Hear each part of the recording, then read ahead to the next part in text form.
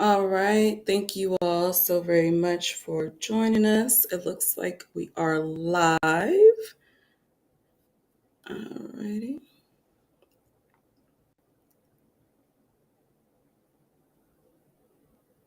All right. So it's Friday. Welcome, everybody. Happy Friday. I am Simona Wright James with Marijuana Matters. I'll be stewarding today's First Friday conversation where we will be talking about Black media entrepreneurship and Black entrepreneurs' role in ensuring equity. This is in partnership with Curaleaf's Rooted in Good program. As a Rooted in Good program partner, we have this distinct opportunity to be able to discuss the ecosystem of social equity and really highlight ways in which different industries are also helping to support the legal cannabis industry. Now, when we talk about cannabis education, equity is a part of that delivery, as you may know, and so is media. So, what we thought we'd do today again is bring highlight to the fact of the role of Black media when it comes to their ability to really push people and businesses forward. And I have the distinct pleasure today to welcome Tiffany, Kasaya, and also Mecca. And I do apologize because now, in hearing myself say it, I know I pronounced your name wrong. But Kasaya, thank you so much for being here with us. We want to just launch this conversation. If you wouldn't mind, just with doing self introductions, if you wouldn't mind pronouncing your name so everyone knows it, and then also go around round robin. And so, what got you into the media space? Uh, just any of us start? Yeah, absolutely. Okay, I wouldn't mind starting. Hey, everybody. My name is Mecca. I'm Mecca King. I am the host and owner of Cash Color Cannabis. Most people know Cash Color Cannabis as the podcast, but Cash Color Cannabis also encompasses Cash Color Cannabis Presents, which is our web series as well, and our website, cashcolorcannabis.com. And we've been established since 2016. And our main goal is to highlight and give a voice and give a platform to Black businesses and Black voices in cannabis. So we've been able to have that conversation live here in Atlanta every Tuesday night, as far as the podcast, every Tuesday night at 9 p.m. And we've had some amazing people on the show. We've had a chance to really explore a lot of dope topics when it comes to not just cannabis, but just the Black experience overall.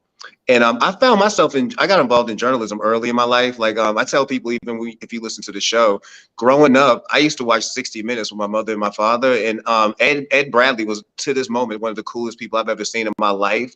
I had a chance to meet him when I was in college, and I actually told him that you were easily one of the coolest people I've ever seen. He inspired me to want to be a journalist because I just saw him and the earring in his ear and the people he was interviewing and some of the things he was doing. And it just really inspired me to say that this is something I wanted to do. And I've been blessed to be able to have done this for so long, working for so many different platforms, from Double XL and Slam to having the chance to launch my own platforms like I am now with Cash Color Cannabis. Yes. Yes, awesome. Thank you so much for being with us today. Mhm. Thank you. Yes. I'll go Tiffany. ahead and go next. Yeah. Awesome. Thank you. My name is Tiffany Watkins. I am the founder and CEO of Vanguard Media Online. That's a platform, a media platform, a space, a magazine, and most importantly, a movement for women in the cannabis space. I've been in cannabis advocacy for 32 years now. And the one thing that I see is constant is that women don't always get a chance to use their full voice and have the support to do so. So I'm hopeful to go ahead and present them with a platform that allows them to do so, and also create an archive of where we are now that will lead us into where we are going in the future of women in the cannabis space. Advocacy for so long has led me into educating folks on cannabis advocacy. So I do teach. I teach for Oaksterdam University. I teach marketing and branding, and of course, how to be a cannabis advocate, because if you're going to market or brand yourself, you really need to be rooted in the activism of this plant. I also co-produce and co-host a show called Bridges, which is courageous conversations regarding race, equity, and inclusion. And it's a wonderful project where we get to have the most enlightened conversations from all sides. So I'm really, really happy with that work. I'm happy to be here today. And about all of those things that I talked about, probably plus more, has led me to where I am in this space of cannabis and this space of journalism and telling the truth. Thanks so much. Awesome. Thank you for being here. Awesome. Thank you. Hi, my name is Cassia Graham, pronouns she, her, they, them. I'm representing Brooklyn on Canarsie and Lenape land, and I am the Director of Community and Strategy at CanInclusive. And how did I arrive in media? I've been a part of it one way or another for decades. I cut my teeth blogging for a women's community group, and since then I've just done so much. I'm also NYU Film School graduate, so that leads like a bit into the media part. In 2017, Mary Pryor reached out and was letting us know that she was interested in starting a cannabis platform that was going to combine advocacy, marketing, a couple of other initiatives. And I just stepped up to help them, which is why people sometimes think I'm a co-founder. I'm not a co-founder, but I was one of the people who was definitely there in the beginning with CanInclusive. And since then, we just focus on educating people about cannabis, how they can get into the space. And also, one of the things that we've done is the accountability list. So making sure that those organizations that are able to profit off the backs of BIPOC people are being held accountable with regards to their hiring practices, giving back to the community, and so on. In addition to that, I am the lead for Cannabis for Black Lives, which focuses on having various cannabis organizations from MSOs down to solopreneurs who are giving back to communities via aiding cannabis equity and equity adjacent organizations. And I'm also on the board of Broccoli Magazine's Fluorette Coalition, where we do something similar to Cannabis for Black Lives, except this time, instead of just focusing on cannabis equity and justice adjacent organizations, we give directly back to community organizations that focus on food justice, domestic violence, Black joy. It just runs the gamut in terms of the way that members of the Fluorette Coalition are able to give back to. Yeah. Whew. Again, thank you. Thank all of you for being here today. We have, again, I know a very just dynamic conversation ahead of us because all of you are doing so much to push the industry forward in such a positive way. So thank you again for participating in the conversation with us. I know we have a set of questions and, we will save time at the end for our Q&A. But before launching into those questions, I did want to just ask folks because, part of this conversation is also making sure to again, highlight, the stories of Black and Brown people. And so what's happened recently with Brittany Griner, just wanted to, throw that out there to see if you could share, your reaction or just what you think about that. We spoke about this yesterday briefly. My reaction is still the same. I think it's some absolute bullshit. I think that it's quite a shame that we're still in a place where we're watching not only cannabis become legal across different states in America, but you're really watching this become a global conversation. Yet there's still certain countries and still certain people who are kind of stuck in their old ways. But also, I mentioned that it seems to me like this is such a weird effort that's happening, especially amongst athletes. Because even the day before last, we had Amon Shumpert was arrested with 6 ounces. And I started thinking to myself, what is happening out here where we are watching athletes seem to be targeted for their cannabis use at this point. So I feel terrible for her family. I feel terrible for her being stuck in that situation. I would never want to be locked up in Russia, especially over something as small as, we're not even talking about trafficking. You're talking about something that's personal use and not even a whole lot of personal use. So I think it's just a tragic situation. And I know that people are using it for talking points, whether it be We talk about political parties, Democrats, Republicans, and just even on social media, people are using it for talking points. But I pray that we use this for a chance to grow the conversation. That this is now becoming a situation where this is so absurd that we should really have global legalization at this point and global decriminalization at this point of cannabis, not just continually watching people have to tiptoe lines between states and countries and trying to figure out what's wrong, to figure out what's happening. Absolutely. And, you know, I think we were kind of saying this a bit earlier, Tiffany, even something you had shared, just in terms of like, what is this, what should this mean, Right. if everything goes the way they're saying it will go with Brittany's sentencing and, you know, as it relates to the prisoner swap. Do you want to share a little bit? Sure, I'm happy to. I definitely echo everything Mecca has said, because we do need some sort of effort to normalize at least personal usage and freedom to use this plant, right? But to me, what stands out the most is just the talk of prisoner exchange, to release someone from a cannabis charge to bring them home for political effort. If something like that was the case, then doesn't it seem right to release all prisoners that are incarcerated right now? There's just always a lot of double talk, and there's always a lot of pandering to those of us in many areas, but just to stick with cannabis, they pander to us, and then it's like a bait and switch. So Yes. when you can talk freely about, well, maybe we'll do a prisoner exchange, it feels like they're trying to pull the wool over our eyes or challenge our intelligence by us not making the correlation, going, well, if you can bring her home, then why can't we bring the rest of the folks home? And we talked just briefly about that. And I just, that is a conversation starter in itself, because we don't have a true answer to that. And we know that something like that is likely not even feasible, but it's definitely something for us to consider and definitely not forget when we're having these conversations. Yes. Yeah, I was definitely disappointed, but not surprised. I didn't think it was going to go any other way. Being a Black queer woman in a country that is not known for its love of either of those identities, I knew that she was going to be in some sort of trouble.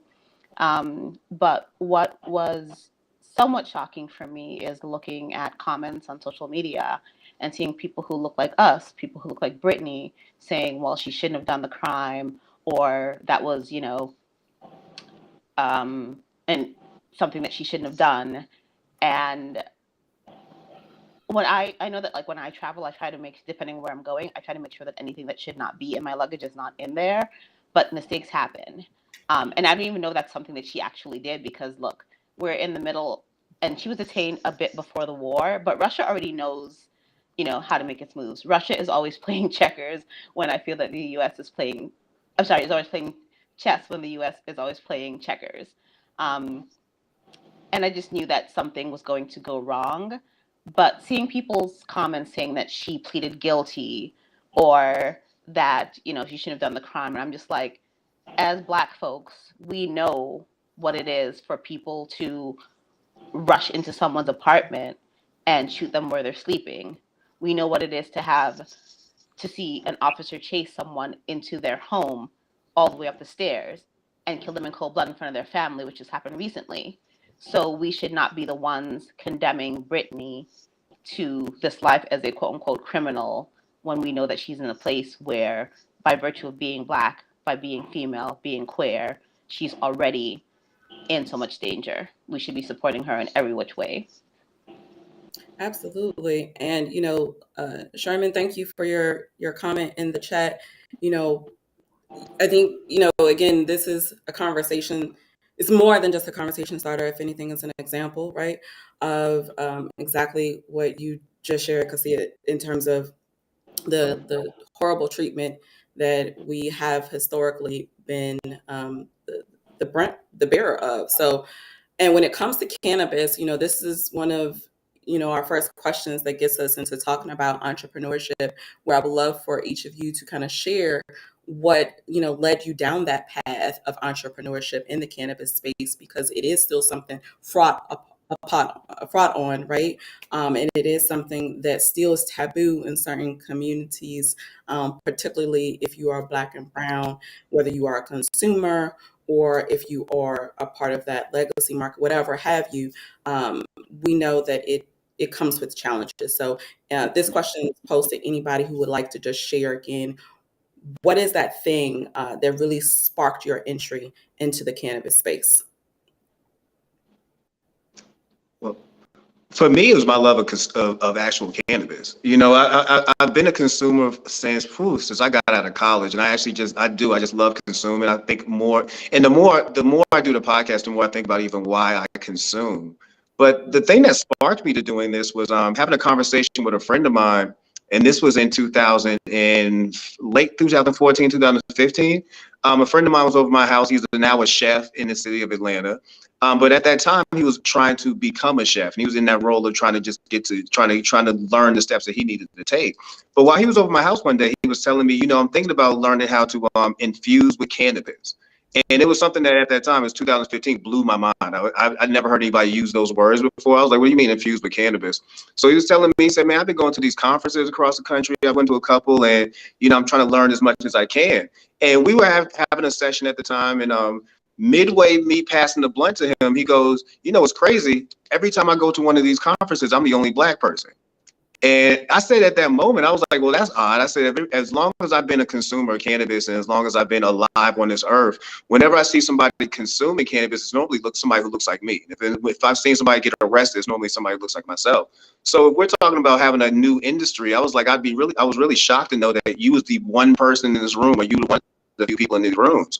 So I started just looking around, started doing a little bit of research about what was the industry that it was at that time. And at the time, only a few names would pop up, like Wanda James would pop up, Jesse Horton would pop up, just to name a few. And I said to myself, you know, as a journalist, I said I would love to see if there was a way I can cover this to where I could put this story out there that we have this whole industry happening, and apparently there's only sprinkles of Black people out there. So I tried to go back into my hip hop roots, and I started pitching this idea of, it was called at the time the Color Green. Pitching this idea of this story called The Color Green about black faces in cannabis to some of my friends who had hip hop outlets, and I got told no by every single one of them. And they told me that they couldn't post anything or discuss anything about illicit drug use. And I remember getting in an argument with a friend of mine who's the editor of a prominent website. And I said, bro, as we're having this conversation, Wiz Khalifa is literally on your website with a blunt in his mouth, like for a video. Like, what do you mean you can't talk about illicit drugs? And he told me it was different. And at that moment, I knew that probably it would be my job as a journalist to try to do something a little bit different than what I saw some of my friends doing.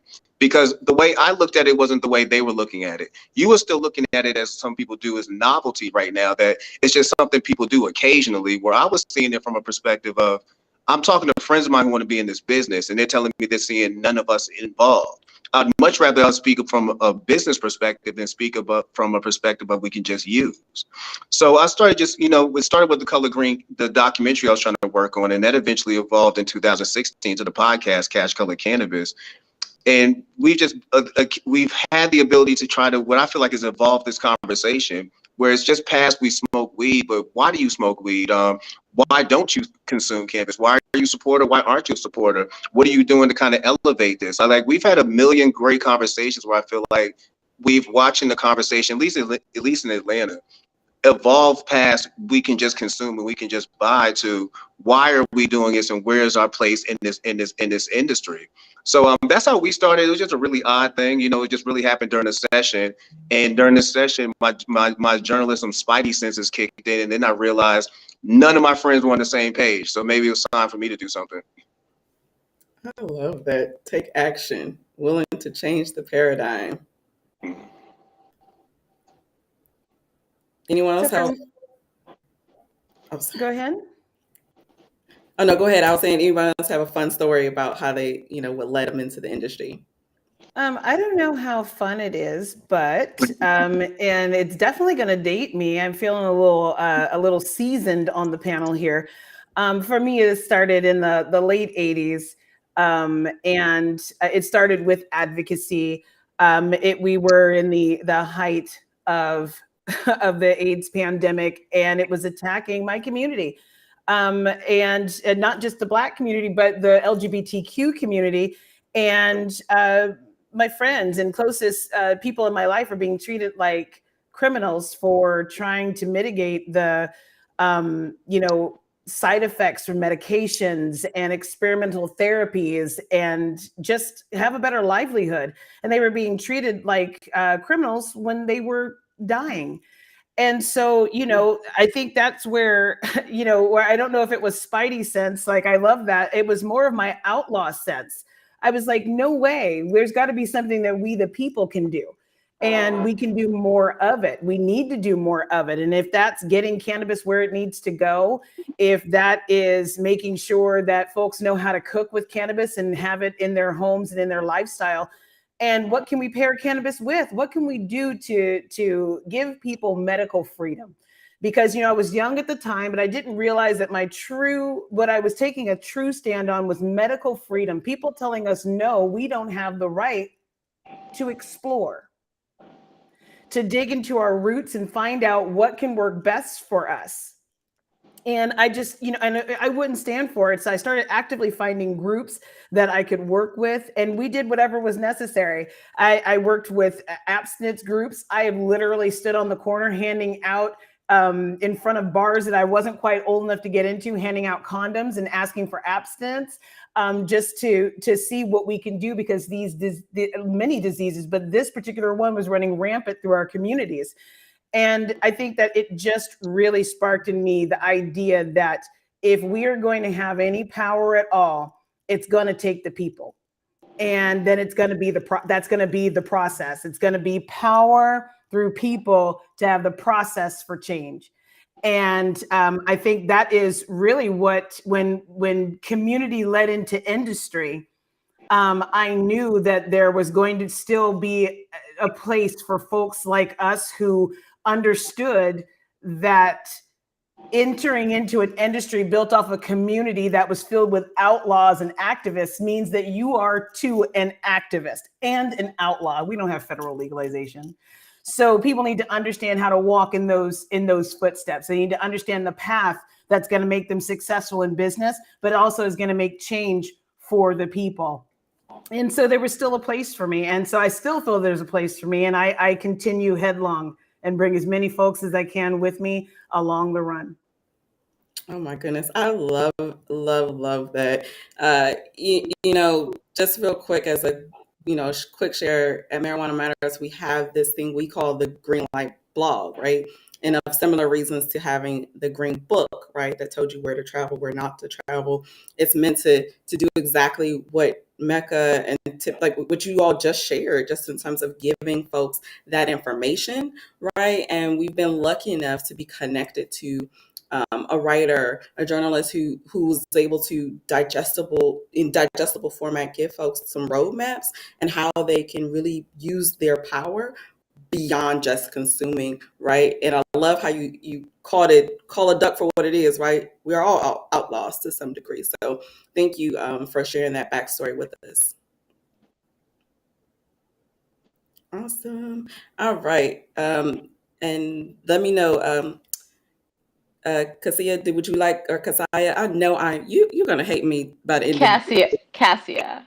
you're gonna literally you're gonna be like, Think oh, of Simona, you're gonna think hate me. of Cassia, but with an A at the end. Cassia. Cassia, I Yeah. got you. You're gonna be like, that girl just keep on saying my name wrong. But no, I just wanted to also offer opportunity for you to jump on that question if you like, just so folks can get to know you a little bit better. I don't have too much to add on that, but going back to what Tiffany said about Black folks, cannabis, and HIV/AIDS, I think that often when we're talking about pioneering the use of cannabis in terms of the medical sense, Black folks tend to get left out of that. So thank you so much for bringing that up. In a lifelong ago, I worked for an organization called LifeBeat, and we focused on HIV/AIDS education. And yes, I was at a table at various concert venues throughout New York City and sometimes throughout the US, giving out condoms and talking to people about how they can have safer sex. Yes, that is awesome. Again, feel privileged to be in a room full of folks who have really just, stood the test of time in terms of being advocates for ways to make Black and Brown communities better. I am curious to know from each of you, if you had to name a person in your profession that really you admire or you hope to work with that, just love what they're doing in the cannabis space. Can you share who that might be?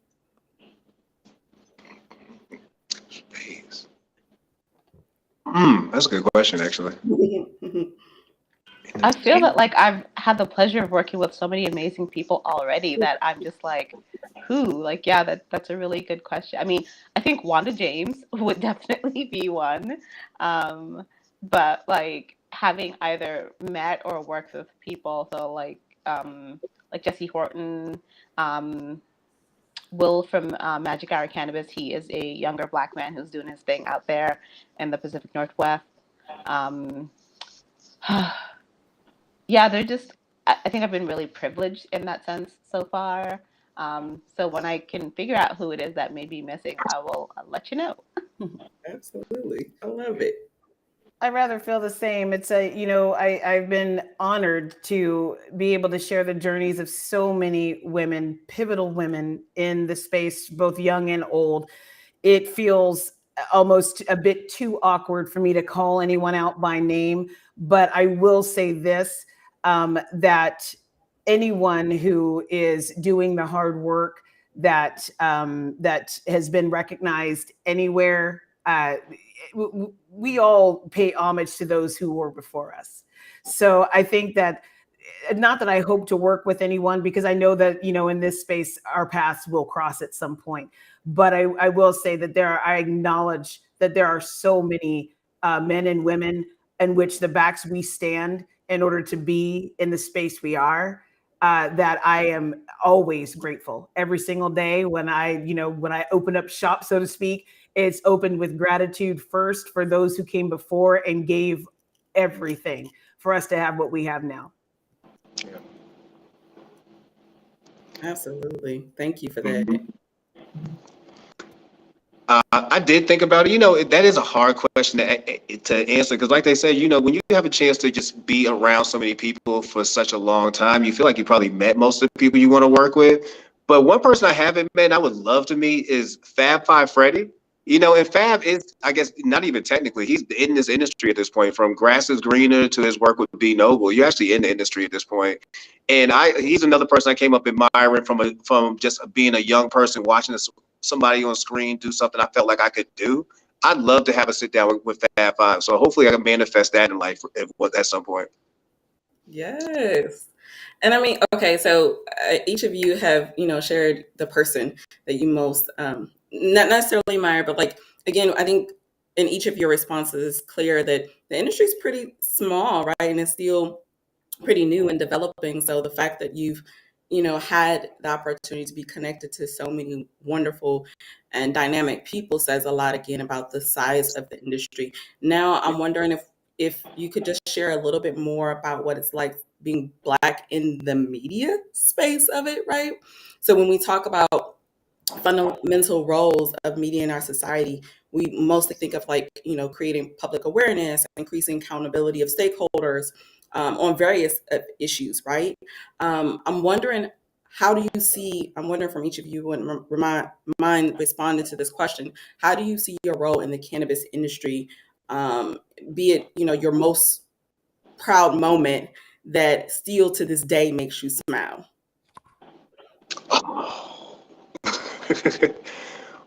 My most proud moment, we had a chance our first season. We had a chance to speak with Kwanzaa Hall. Kwanzaa Hall, he's in the House of I think he's in the House Representative right now still. But at one point, he was running for mayor of Atlanta, and prior to that, he was on the city council. And he came on our show our first season, and it was kind of a stretch for him to be there. We haven't had a politician on at that time.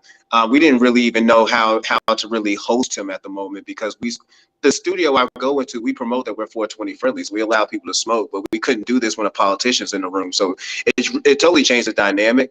But when he came in there, he announced that while he was still on city council, that he would propose decriminalization in Fulton County, which is the place where Atlanta is in Fulton County. He said he would propose that. He said, well, take it up there. I'm going to see if we can get that pushed out. And I remember sitting there with my show producer, Herb, and we watched a city council meeting. We watched the city council vote to see if he really was able to do that. And he did that. He passed that. He got that passed. And it was amazing watching him and Keisha Lance Bottoms and so many people who were not necessarily pro cannabis, but they understood that there was a need out here to start trying to make some kind of change, especially legally in the city, knowing that they did that. And I thought that was really dope to happen. And it was really dope that he introduced that conversation on our podcast, especially as early in our infancy as we was at the time, that we were really, you had no business being on our show even at that moment, like you're literally running for mayor, like you had no business being here. But for you to come here and then discuss that was amazing, and to make it happen was even better. So I always hold on to that moment. That and the time that Freeway Ricky Ross came, but that was a whole different conversation. But Kwanzaa definitely was there. I'm sure it was a different conversation. Yeah, it was a different conversation with Free, but yeah. Awesome. Thank you for sharing.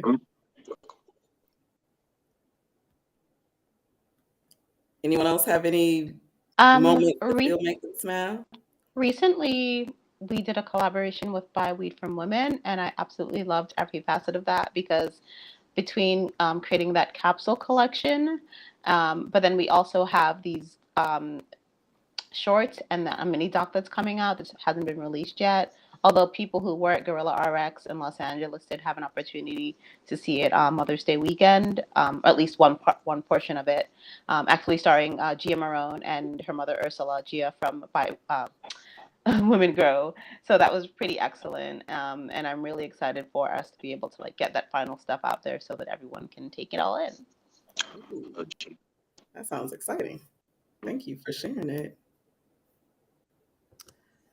I think my proudest moment, and it's a recurring moment. I'm very grateful to be able to have this experience in abundance. My proudest moments currently happen once every 6 issues, every 5 issues, I should say. Vanguard has a magazine that has 6 issues a year. And in our end of the year issue, we offer free quarter-page ads to the women in the space. You put them together and they're ready to go, and we will make sure that they are, if it makes that issue 100 pages, I don't care. It is because it is so difficult to get good advertising, to get your name pushed forward in any aspect. It's very, very difficult, especially for startups, that are in the mon ma pa stage. And so I'm always, and they're so gracious.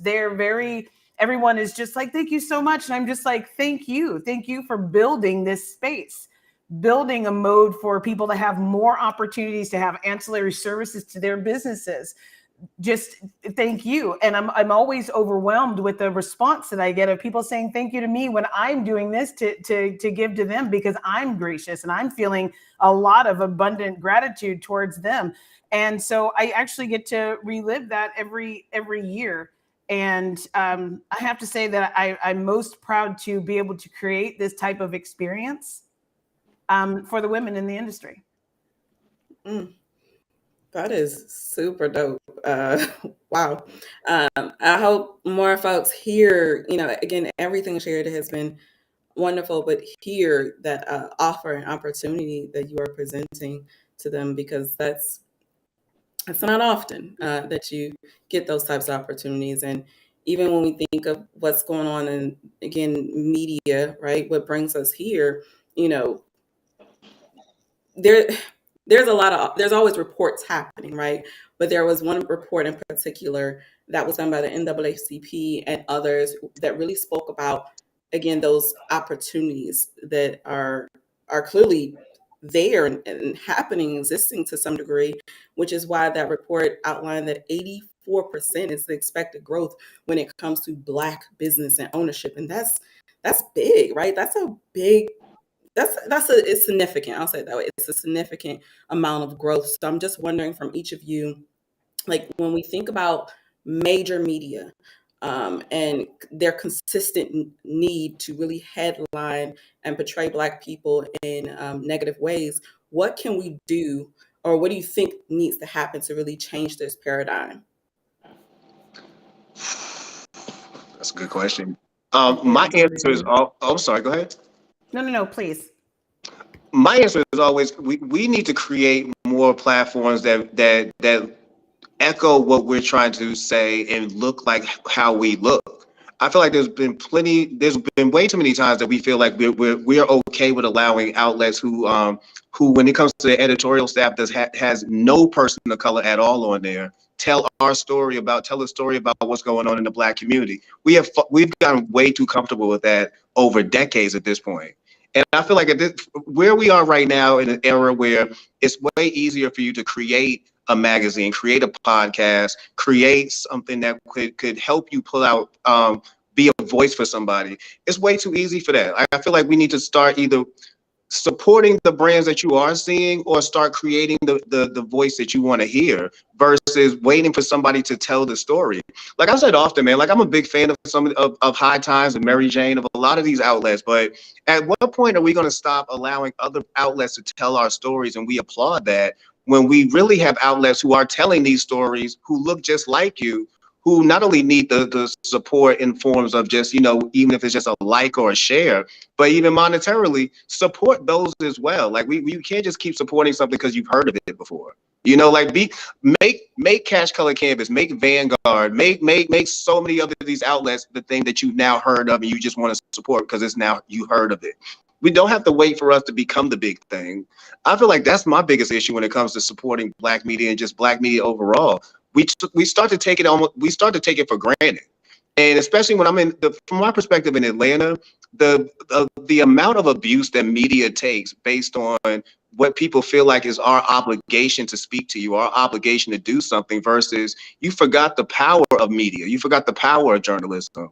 And that's not what we are. We're not here to be just a tool for you to just come on here and drop a couple of nuggets and leave. Like we're supposed to also be a voice to say this is right and this is wrong. And you should be okay with us saying that. Everything shouldn't fall in line with I just need to agree with everything you say either. Like, we as Black journalists have the right to be Black journalists. Like, there's things that I want to talk about that maybe is going to be crossed to some other people, but it's still us having to put this voice out there because it's still something that needs to be heard. I cannot be the only one in our community who feels this way. So I feel like that's it. We need to start supporting our own brands and stop waiting for people who don't look like us, who have editorial rooms that don't reflect us, to tell our story and be shocked when they don't tell it in a proper way. Precisely. But to add to that, I think when it comes to Black mainstream media, some of the larger outlets typically shy away from talking about cannabis or psychedelics or anything else that, would seem, I guess, out of the ordinary for them. My whole thing is like, non-Black people, especially white folks, are going to be upset at you anyway for telling our story. So you may as well tell the full breadth of our stories.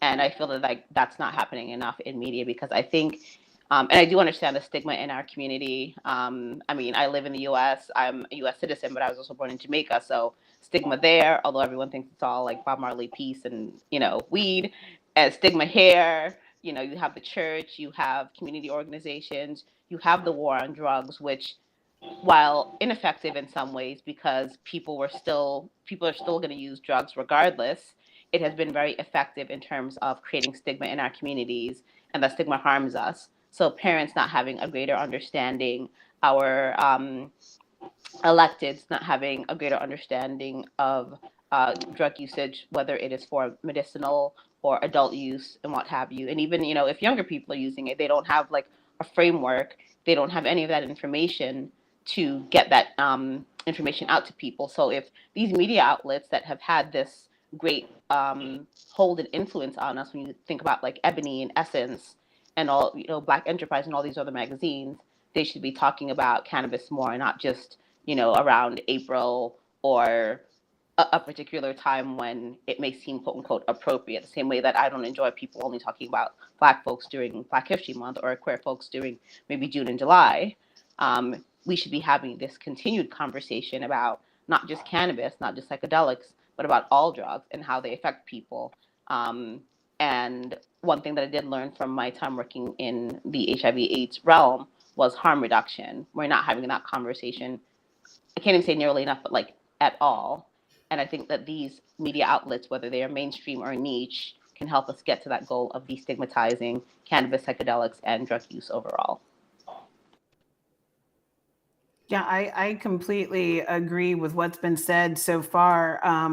To me, the bottom line is we have to stop letting others tell our story. That is an exercise of their privilege, and it is at our expense.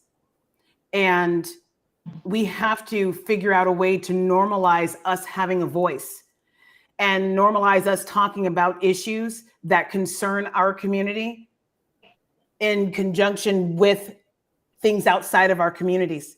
Like, we can talk about Black issues. We can also talk about white issues, Mexican issues, American issues, worldwide issues. And our voices need to be normalized there. Not, oh, it's the first Black. Oh, it's the first woman. Oh, it's the first. We need to just normalize us being at the level of humanity, because that's what's stripped away from us every time a media outlet defines who I am, who Mecca is, who everybody here is, without our voice being present. And we can't stand for it anymore.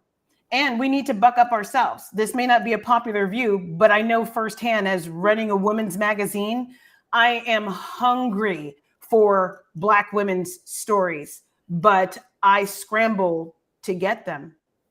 Normalize putting yourself first and understanding that the door is open, but it's open and you need to bum rush it. You can't just wait for a pathway to clear for you. Historically, we fight for what we want, need, and have. So normalize that internally. Make sure that you understand, go for it. It's there, because I just don't think it's being exercised enough. And someone else is telling our stories.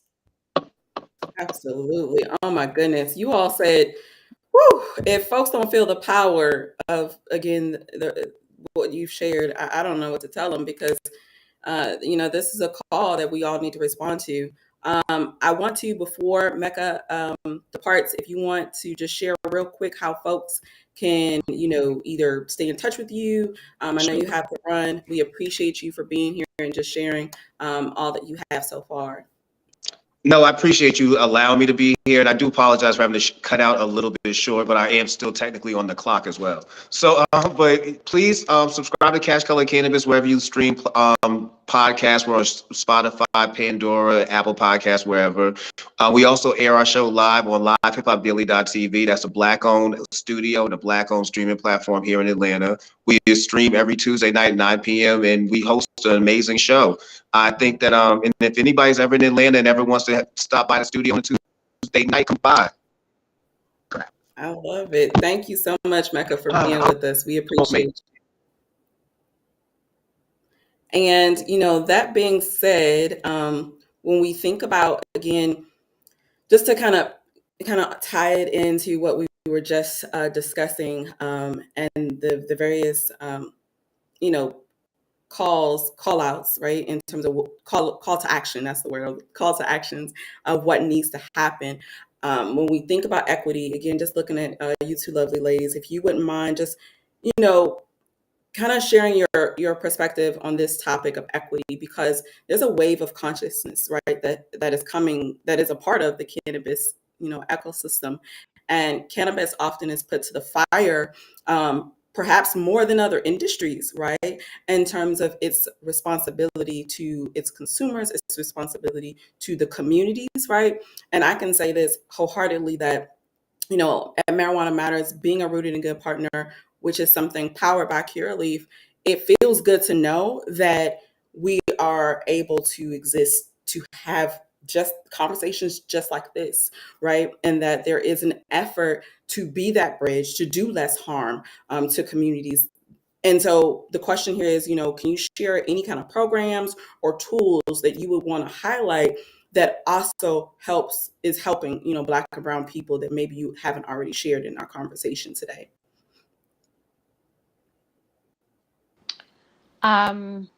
There are probably more than people realize.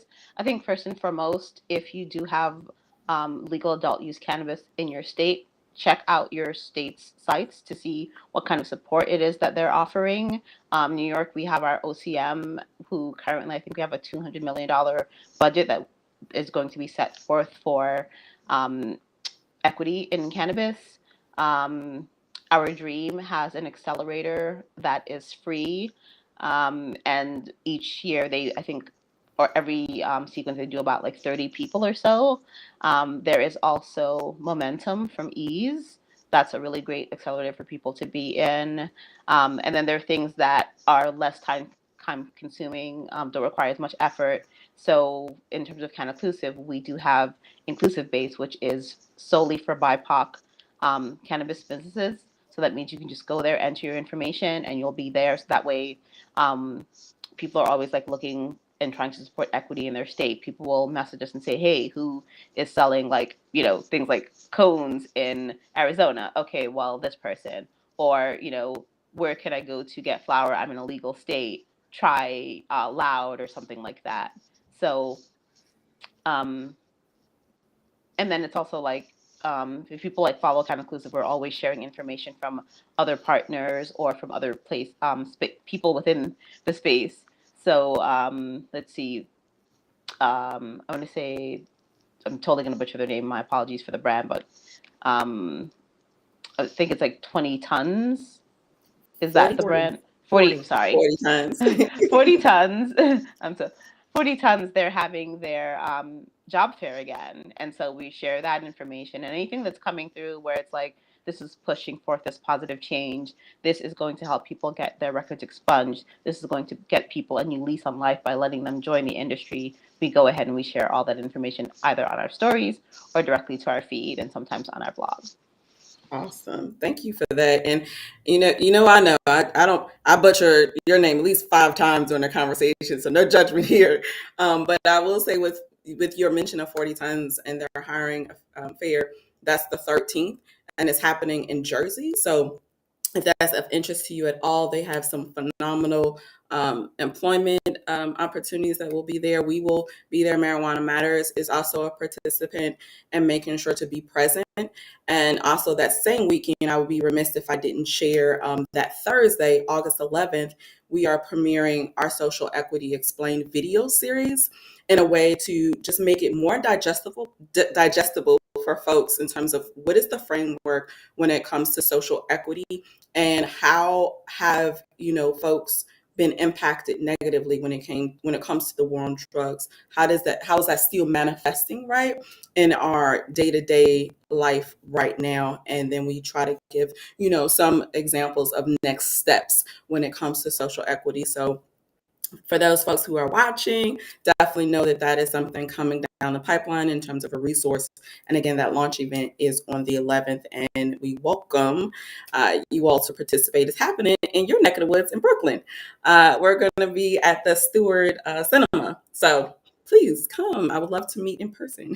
That would be awesome. I think I may have RCP'd. I've got to double check. Okay, awesome. And Tiffany, do you have any resources that you would love to share that again speaks Sure. to that point as well?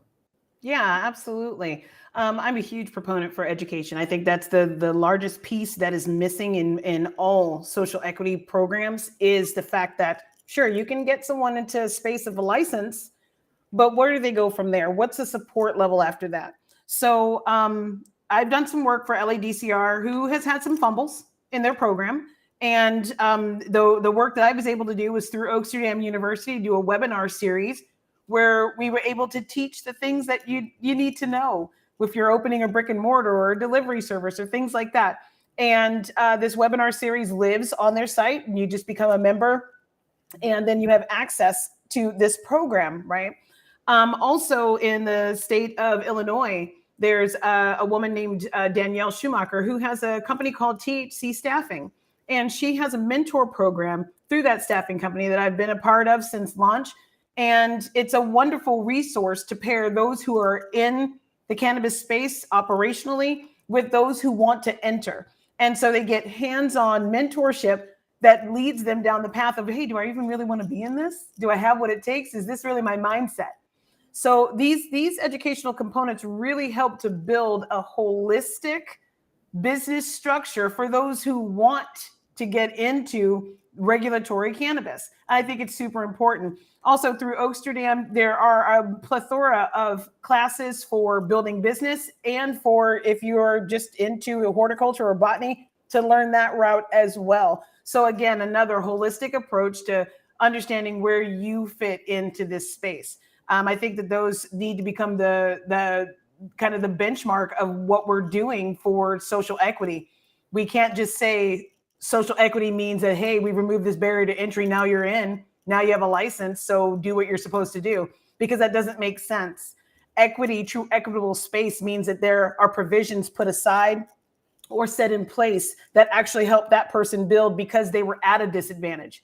So they need more than someone who can just walk in. So in essence, if they are short, they need to be built up to be able to see over the fence, but they're also going to need someone's hand pulling them a little bit too. So education is that hand that pulls us up to success. So I believe that it should be a major component moving forward in all social equity programs across the country. Absolutely. And not for nothing, folks also need to know that social equity is, it applies to the whole ecosystem, right? Not just those who want to be a dispensary owner or those who want to be plant touching, right? When we talk about social equity, there is a whole ecosystem in terms of like it impacting the entire cannabis industry, right? Not just manufacturing. So definitely, I appreciate each of you for, just sharing out the resources, the tools that exist to provide education. I definitely want to echo that from a Marijuana Matters perspective, that education is key. Just like, we some of us, I know I do, microdose with cannabis. You also want to microdose the education piece, right? To really pull yourself up or pull your community up to be a part, right, of the industry, or be a part of at least the benefits, right, of that industry. And I think that's quite a bit of what Mecca was sharing when he was talking about the power of just being more than just a consumer. So again, thank you all. Thank you both for sharing that. I just want to real quick do time check. Folks, I know you're watching. If you have questions, we still have 7 minutes left. Please leave a comment or question. I'll be happy to put it on screen for these two wonderful speakers. Not seeing a question just yet. I do want to, though, then kind of pivot in addition to just kind of talk about next steps when it comes to being an entrepreneur in the media space, being a Black media entrepreneur, and being an advocate for equity, and being also female. How do you see the industry evolving, in the next 5 years? Where do you see yourself, or where do you see us going in terms of really making sure to do no more harm? Well, I think I see a lot of growth as long as we continue to have the conversations that are necessary, and invite, invite conversations. I think I should maybe clarify, invite conversations that are difficult to have, and keep pressing forward, going and grabbing what we want. Seeing opportunity and seizing opportunity are two different things. So I think that we need to be exercising both, especially as women in the space. We're losing our traction when it comes to leadership in cannabis, and we need to work on not keeping that number steady, but increasing and growing that number. And I think that goes through us understanding what real true empowerment means, that it can't be a buzz term, that it has to be an action item that we actively participate in. And when one of us grows and leads, we need to be bringing as many women with us as we can. And a lot of women say that, and I'm here to say, as sure as I sit here, that it is not really happening. There are only really truly a handful of us who will do that. And what I mean by that is, I'll give an example. If I have to let an employee move on, I embolden them to do so. If I see someone, I have a former employee that I saw an opportunity, something that I couldn't provide for her, but I knew that she was fit for it. I wrote a recommendation letter behind her back and got her hired. because and it left me at a deficit. It really did. But I knew that I couldn't provide her the opportunity for her potential, that she was there. And who am I to stymie someone else's potential? And I don't want accolades for that. I don't need a crown. What I'm saying is that we need this type of action if we're going to move each other forward. We've gone as far as we can, waiting for someone else to hold the door open for us. If chivalry is dead, then we need to be offering it to ourselves. Mm-hmm. So I think that is our pathway forward. I love that as a less memorable sounding bite. Yeah, I think that like we definitely have to not just have these conversations, but as Tiffany pointed out, taking that action. We are an action-oriented people, always have been, always will be. And I think about like our ancestors, I mean, look at what they helped to build for us. So we have to definitely keep that in mind when it comes to how we're moving forth in this space. And then again, with that continued losing of ground, it's very specific to both decriminalization and legalization, where it seems that whenever Black folks start winning at something, whenever women start winning at something, whenever queer folks start winning at something, whenever someone who is marginalized starts winning at something, there's all this pushback from the mainstream, and we just have to keep on pushing back at them. Absolutely. Woo, I'm fired up. And I'm not just saying that, like, y'all, I so appreciate each of you for being with us for this hour, for this first Friday conversation. I do believe personally in the power of dialogue. It helps to move minds, but it also helps to move hearts as it relates to where we should be, what we should be doing. And it hopefully this conversation has inspired folks to understand not only the importance of Black media, but really, see some ways that they can also participate in Black media. Tiffany, to you, one thing you said a bit earlier, and there's also someone in the chat wanting your social media handle, which we'll go into in a second. If you both wouldn't mind sharing your social medias with folks, is that, you were starved for stories, and, that shouldn't be, because there are so many dynamic things, wonderful things happening in the Black community that just doesn't get the light of day, or, in terms of being on the headline of, be it mass media or otherwise. So I appreciate you both for the work that you're doing, and appreciate you for being here. And again, if you wouldn't mind telling folks for this last 2 minutes how they can stay in touch with you, how you would like them to lean into the work that you're doing. Sure. My social media for Instagram, I can be reached at Vanguard_media_online. Right now, I am under shadow ban, and we are scrambling and archiving things, probably things I've said that have upset the masses. I'm no stranger to getting shut down, so we're actively removing things that we think that may have gotten us under ban. So if you send a DM if you can't seem to, if you find me, or if you try to post to my one of my timelines and it doesn't go through. On LinkedIn, you just search me, Tiffany Watkins. You're going to see the hawk, and you'll know it's me. Other than that, most information can be found at vanguardmediaonline.com.